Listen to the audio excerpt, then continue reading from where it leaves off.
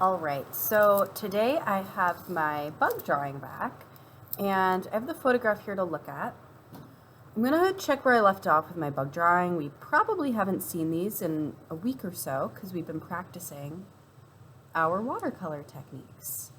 Today, I'm going to take a look and I'm going to see if I finished tracing.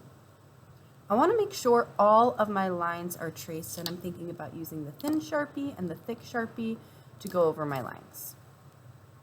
If you didn't finish doing that, please do that first. And then you're going to take a nice eraser and you're going to erase all of your pencil lines.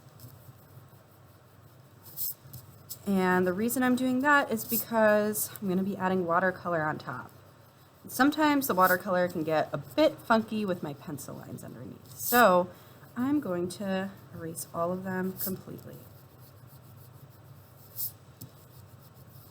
Now, one of our watercolor techniques was to take a white crayon and do the wax resist technique.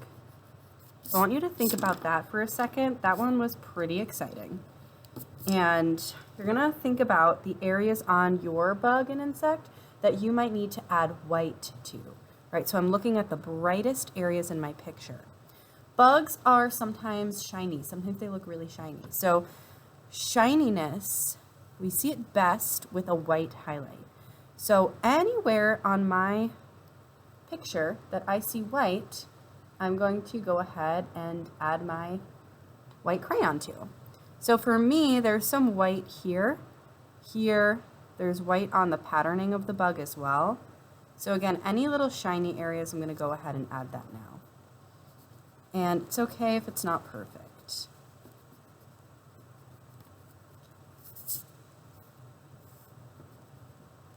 Even though I'm adding the wax, I'm pressing hard, and as I'm watercoloring, I'm just going to keep in mind to be really gentle around those areas.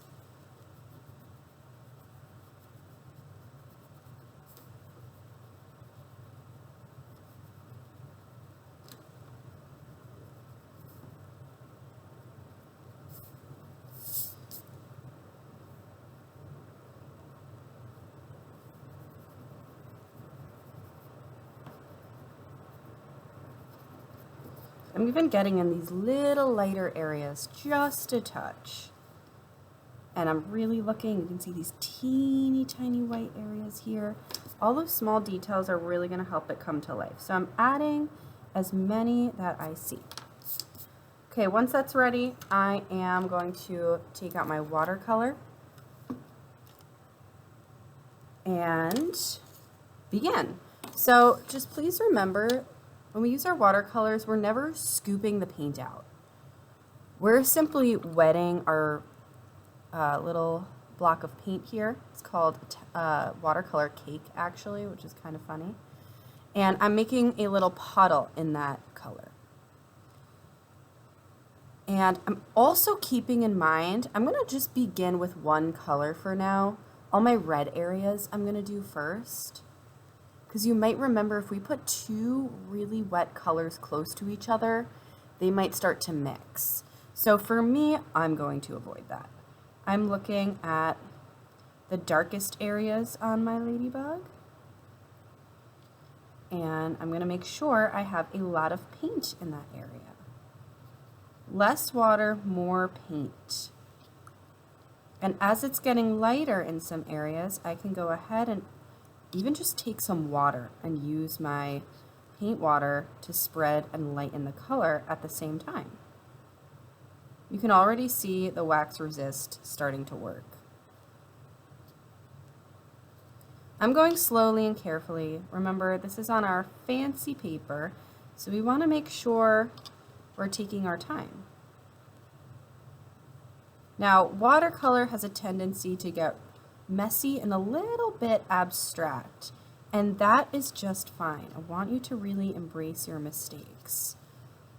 So if anything comes up that feels a little bit frustrating, just keep in mind it's totally okay. We're going to work with our mistakes, right? We read beautiful oops, and we know that sometimes watercolor can lead to some unexpected things happening, and that's just normal.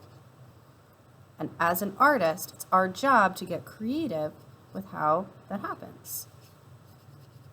So even some of these areas are traveling into places I didn't expect. And is that okay? Of course. And being mindful of the areas that I want to stay really white.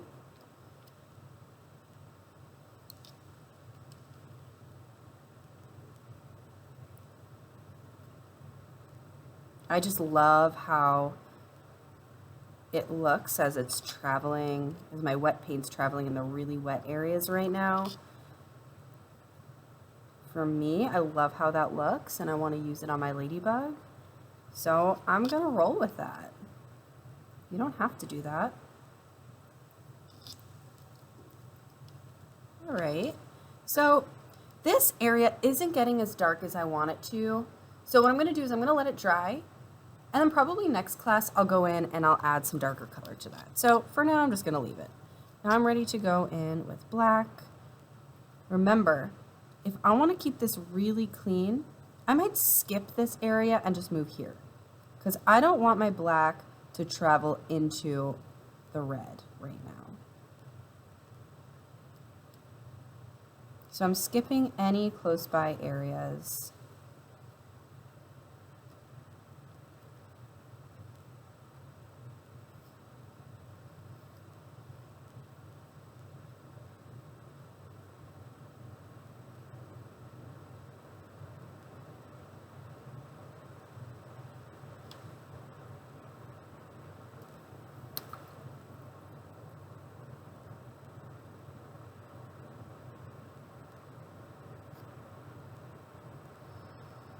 I'm definitely not going to go in with these spots right now.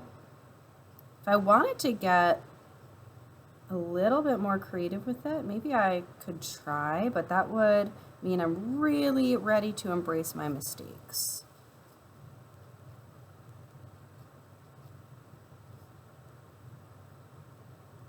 I'm going as neatly and close to the edge as I can right now. I might go ahead and take a risk and try this little dot and this little dot. Let's see what happens.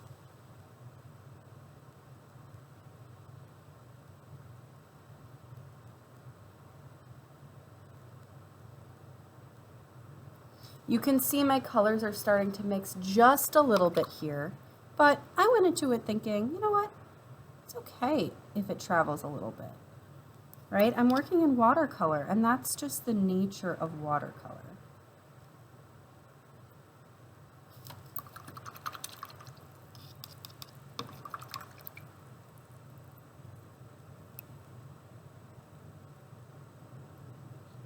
Again, still being mindful of all those little white areas.